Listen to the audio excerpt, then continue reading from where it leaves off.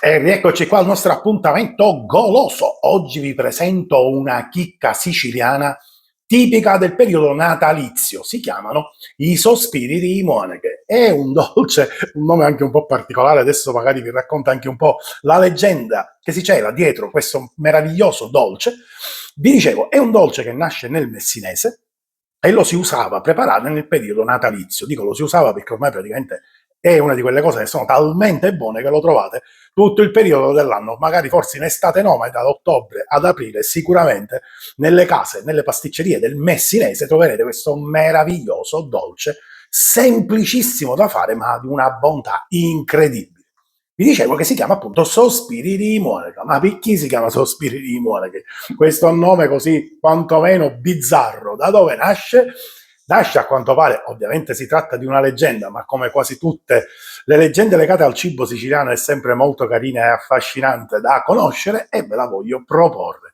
Dicevo, è una leggenda, la leggenda narra che intorno al XV secolo più, secolo meno, tanto leggenda, iniziamo fottendo, mettiteci la data che volete, a quanto pare erano programmate delle nozze tra due nobili siciliani, o meglio, un pugliese. Infatti una versione differente dei sospiri delle monache la trovate pure in Puglia, ha lo stesso nome, la forma è diversa, la lavorazione è diversa, ma un nome è lo stesso.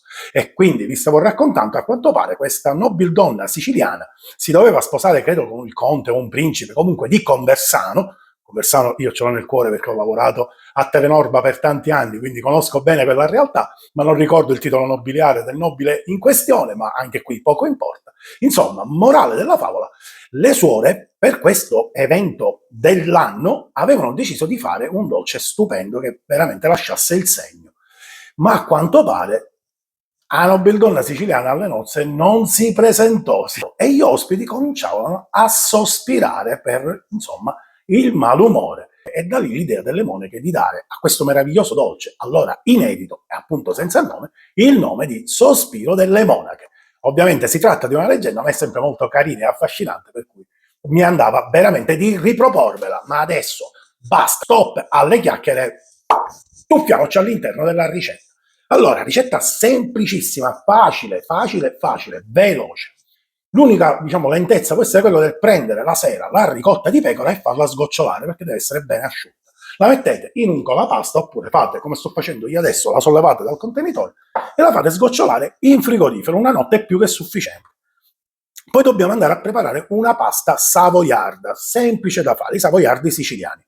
Non vi preoccupate perché, come vi dico sempre, trovate la lista degli ingredienti giù in descrizione, perché di volta mi scrivete tra i commenti, gli ingredienti non li dici.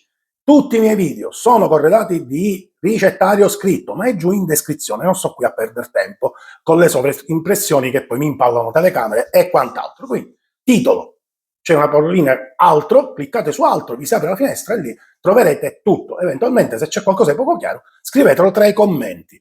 Allora, dicevo, iniziamo a fare la nostra pasta savoiardo. Uova in una planetaria, o vanno bene anche i frullini elettrici, non è un problema. A mano è un po' difficoltoso, ma si può fare su Fatte Works, ma dico, 2 frullini elettrici li abbiamo tutti, ma se avete la planetaria con la frusta è ancora meglio. Mettete all'interno della planetaria uova e zucchero e cominciamo a fare una bella montata, possibilmente anche con un pizzichino di sale, che quello è un esaltatore, quindi aiuta il nostro dolce ad essere ancora più. E facciamo montare. Mi raccomando, deve essere montato bene. Calcolatevi almeno una decina di minuti.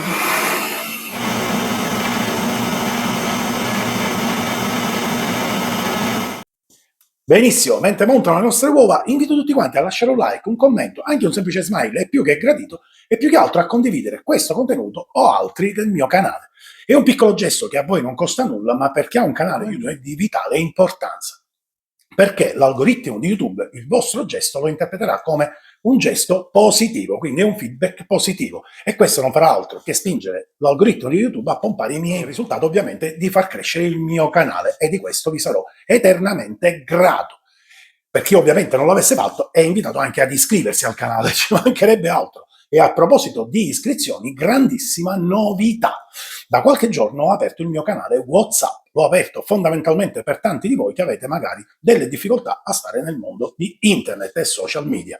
WhatsApp l'abbiamo tutti quanti nei propri smartphone e adesso vi spiego brevemente come poter iscriversi al mio canale. Andate nel vostro WhatsApp, lente di ingrandimento e cercate il canale Andrea Matranga Chef. Una volta individuato il canale, non dovete fare altro che cliccare sulla parolina iscriviti in alto a destra e il gioco è fatto. Avrete l'anteprima in esclusiva di tutte le nuove mie pubblicazioni, ma avrete anche qualche ricettina inedita che non troverete da nessun'altra parte. Quindi il mio invito è: non perdete tempo e iscrivetevi. Finito lo spot pubblicitario, adesso continuiamo la ricetta. Nel frattempo che montano le uova andiamo a setacciare la farina. Questa è un'operazione molto importante, evitiamo di fare gruppi. Una volta le uova sono ben montate, vedete belle che colano a nastro, inseriamo pian pianino a cucchiaiate la farina, un paio di cucchiai al massimo. Mescoliamo sempre dal basso verso l'alto, onde evitare che si smonti il composto. Ma chi parla sistemato? Insomma, aracio senza premura. Vedete? Piano piano. Appena il composto ha assorbito la farina, inserite l'altra e continuate così per tutta la farina rimanente. Dopodiché trasferite il composto in una sacca a poche, una teglia, foderate la carta forno e fate i mucchietti per come vedete in video. Le dimensioni sono molto soggettive. Definiamo il tutto con un po' di zucchero a velo, proprio in pieno stile savoiardo, inforniamo in un forno preriscaldato 175-180 gradi massimo per un massimo di un quarto d'ora. Insomma, appena vedete che sono colorati, li cacciate fuori e li fate raffreddare per bene. Prepariamo la crema di ricotta con ricotta setacciata, zucchero e mescoliamo bene bene. La tradizione dice di no, ma se vi piace un pizzico di cannella, di vaniglia, di cioccolato fondente, lo potete pure aggiungere alla ricotta. Un more nudo. Una volta raffreddati i savoiardi, un coltello a punta seghettato e pian pianino li apriamo a sandwich, così. Mi raccomando, la lama deve stare ben dritta, altrimenti rischiate di forare perché non sono eccessivamente spessi. Quindi con delicatezza e senza fretta eseguite questo taglio. Allora, dovete lasciare un lembo legato, vedete, un po' a conchiglia, l'effetto conchiglia. Dopodiché trasferite il composto di ricotta in una sacca a poche senza beccuccio, fate un buco largo e farcite per come vedete in video. Deve assomigliare un po' al maritozzo. Ecco qua. Ciliegina sopra, sprovolazzata di zucchero a velo. E la tradizione dice che a sia così, ma mia sinceramente, un po' di granella di pistacchi non è che dispiace tanto assai, quindi mi sono preso questa licenza, diciamo pure così, poetica, di aggiungere appunto un po' di granella. E voi che ne pensate? Preferite con o senza granella di pistacchi? Lasciatemelo scritto ovviamente tra i commenti e apriamo così un dibattito tra gli ultraconservatori e quelli in chiave un po' più moderna, ma in entrambe le versioni vi assicuro che è un dolce strepitoso e come vedete semplice da fare.